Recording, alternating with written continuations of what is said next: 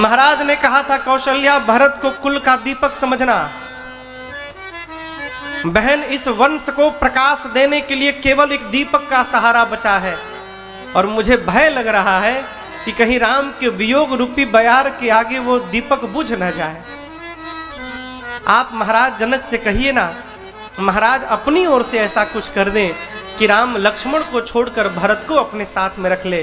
क्यों? मुझे राम की चिंता नहीं है बहन, मुझे अपने पुत्र भरत की चिंता सताई जा रही है। मोरे सोच भरत कर भारी। सुनैना जी ने कहा कौशल्या जी आप चिंता मत करिए, ये जो कुछ भी घटनाएं घटी हैं श्री याज्ञवल्क्य ऋषि ने हम लोगों को पहले ही बता दिया था। राम बन जाएंगे, निशाचरों का अंत करेंगे और वापस आकर राम ही अयोध्या के राजा बनेंगे। समझाया और जाते समय सीता जी को अपने साथ लेके चली गई। कौन? उनकी मैया सुनैना जी। मेरे भैया कल्पना करिए, जो पिता दुल्हन की सज्जा में दुल्हन के रूप में अपनी बेटी को विदा किया हो और विदाई के बाद आज पहली बार भेंट हो रही है और वही बेटी तपस्विनी के रूप में दिखाई पड़े, पिता को कैसा लगेगा है? लेकिन महाराज जनक आनंद में झूम उठे। क्यों? महाराज जनक को अपना संस्कार दिखाई पड़ रहा था और मेरी मां किशोरी जी को हृदय से लगाकर जनक जी बोल पड़े, पुत्री पवित्र किए कुल दो, पुत्री पवित्र किए कुल दो, सुजस धवल जग कह सबको, सुजस धवल जग कह सबको,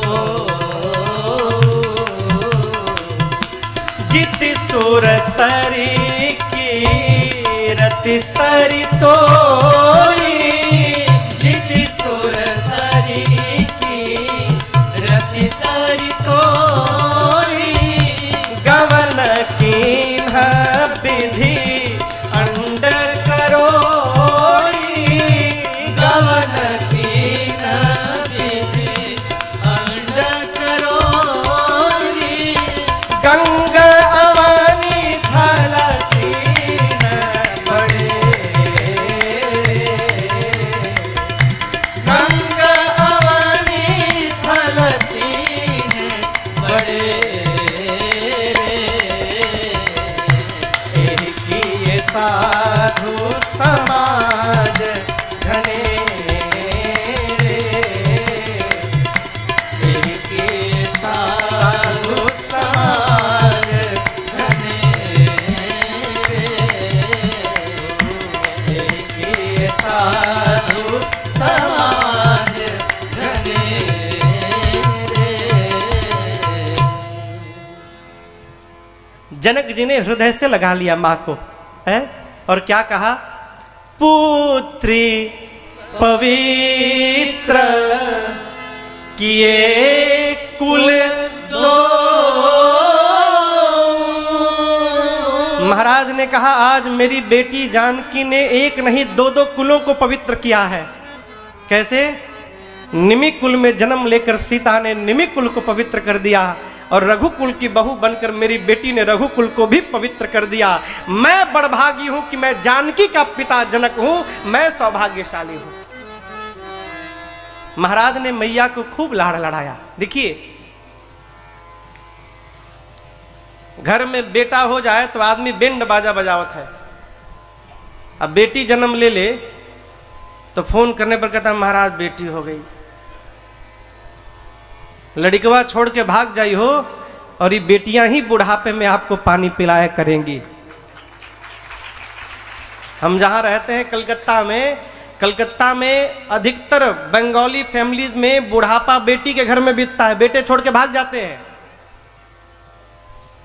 बेटियों का सम्मान करना प्रारंभ करिए। लड़का तारेगा भी तो एक कुल को तारेगा, बेटा उद्धार भी करेगा तो एक कुल का, लेकिन बेटी एक कुल को नहीं, बेटी दो दो कुलों को तार देती है। इसलिए बेटियां बेटों से कई मायने में श्रेष्ठ हैं। बेटियों का आदर करिए। जिस आंगन में बेटियां खिलखिलाती हैं, घूमती हैं, नाचती हैं, मनुस्मृति कहती है उस आंगन में साक्षात देवता वास करते हैं। साक्षात, बेटों के लिए नहीं कहा। जिस घर में स्त्री का सम्मान है, आदर है, यत्र नारी अस्ति पूज्यन्ते रमन्ते तत्र देवता, मनुस्मृति, देवता वास करते हैं वहां पर। बेटियों का आदर सत्कार करिए। है जनक जी ने खूब कहा, गंगा ने तो केवल, गंगा की महिमा धरती पर व्याप्त है। गंग अवनि थल तीन बड़ेरे, गंगा ने 3 स्थान बनाया, हरिद्वार, प्रयाग और गंगा सागर। लेकिन आपकी इस कीर्ति ने, सीता की कीर्ति ने केवल धरती नहीं, करोड़ों करोड़ों ब्रह्मांड को तार दिया है। मैं बड़ भागी हूं कि मैं जानकी का पिता हूं। महाराज ने खूब प्रेम किया, लाड़ लड़ाया।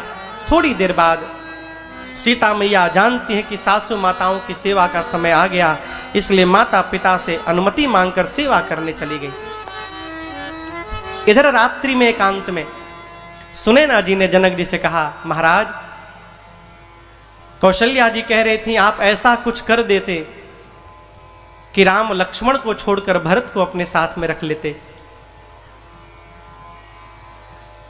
जनक जी ने कहा, सुनैना जी मैं जनक हूं, मेरे मन की गति ब्रह्म चर्चा में है, मेरे मन की गति राजनीति में है, मेरे मन की गति धर्म की चर्चा में है। जो जनक का मन धर्म को जानता है, नीति को जानता है, परम तत्व को जानता है, वही जनक का मन भरत जी को तो छोड़िए, भरत जी की महिमा की परछाई को भी स्पर्श नहीं कर सकता। सो मति मोर भरत महिमा ही कहे का छल छुअत न छाही। इस पूरे ब्रह्मांड में भरत जी की महिमा को यदि कोई जानता है तो वो केवल और केवल रघुनाथ जी जानते हैं। लेकिन वो भी केवल जानते हैं, जब कहने की बात आएगी ना तो राम जी भी भरत जी की महिमा कहने में सक्षम नहीं है, इतनी अपार महिमा है। मैं तो एक बात कहूंगा, आप चिंता मत करिए, प्रातः काल भरत जी वही करेंगे जो उनके भैया राम कहेंगे। भरत जी अपने मन से कुछ नहीं करते। सवेरा भया, राम जी दौड़ कर गए गुरुदेव भगवान के पास। गुरु जी आप कुछ करिए, अब बर्दाश्त नहीं होता है, आप कोई निर्णय लीजिए गुरुदेव। गुरु जी ने कहा, राम आपके साथ हम लोग हैं तो सुखी हैं। जीवन का सुख और दुख की परिभाषा देखिए, भगवान का शरणागत होना ही जीवन का सुख है और भगवान से विमुख होना ही जीवन का दुख है। एक व्यक्ति अपने परछाई को हराने में लगा। भाई जी, छाया होती है ना, परछाई जानते हैं ना, कसम खाया कि आज इसको हरा के रहूंगा। लगा भागने, घंटों भागता रहा, कितना भी गति पकड़े उसकी परछाई उससे आगे ही रहती थी। हारते हारते थक गया तो गुरु जी के पास जाकर रोने लगा, गुरुदेव क्या मैं दुर्बल हो गया हूं, मेरे में बल नहीं है, घंटों भागा हूं अपने परछाई को परास्त करने के लिए, लेकिन कितना भी भागता था मेरी छाया मेरे से आगे ही रहती थी।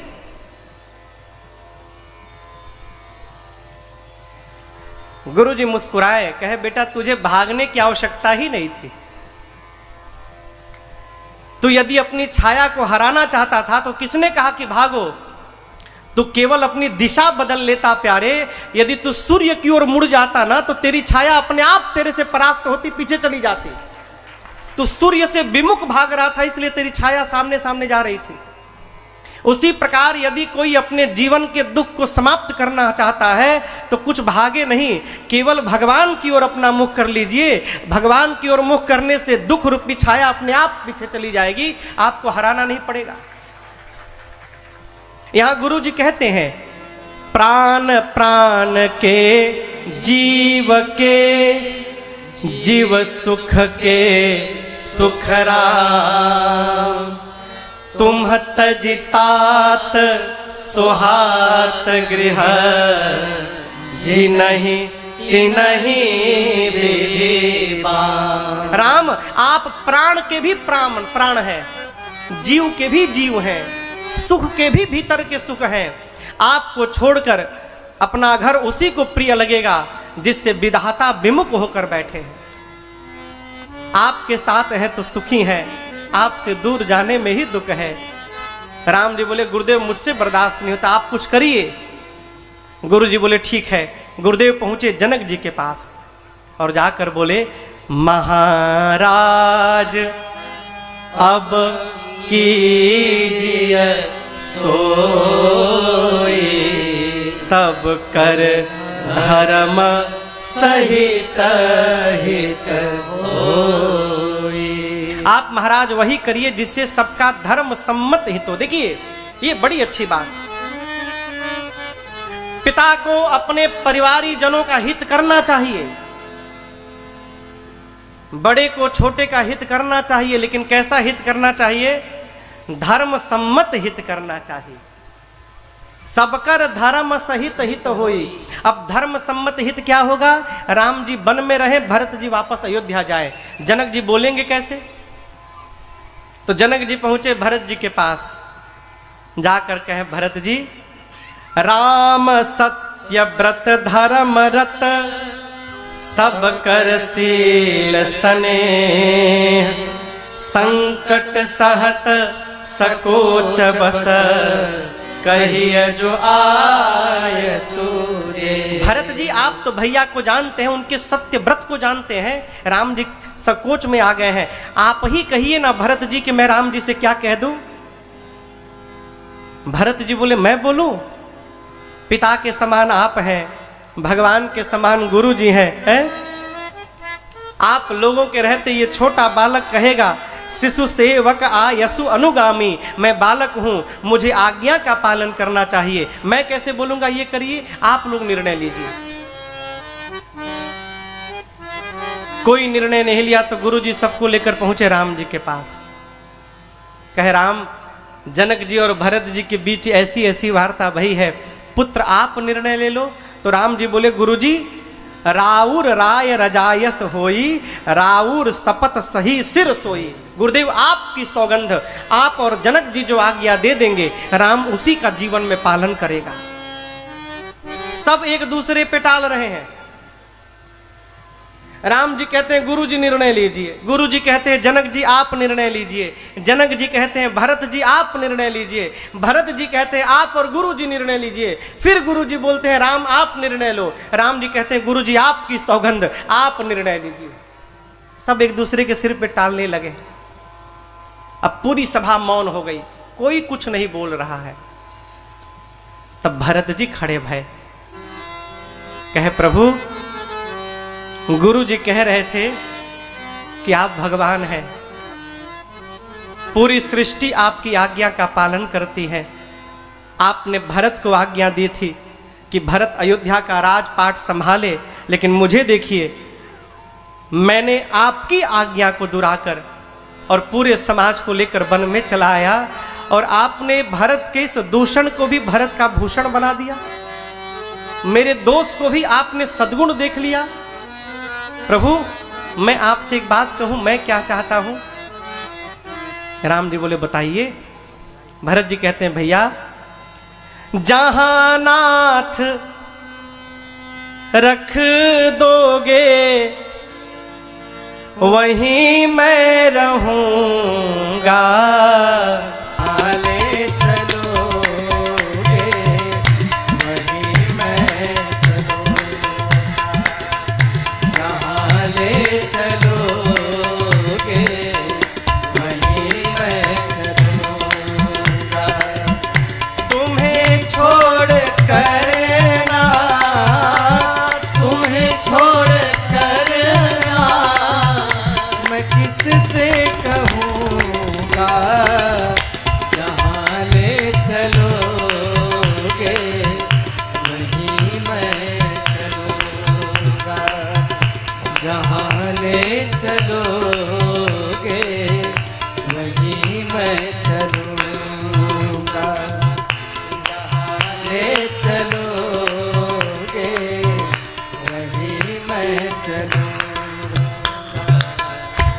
ये जीवन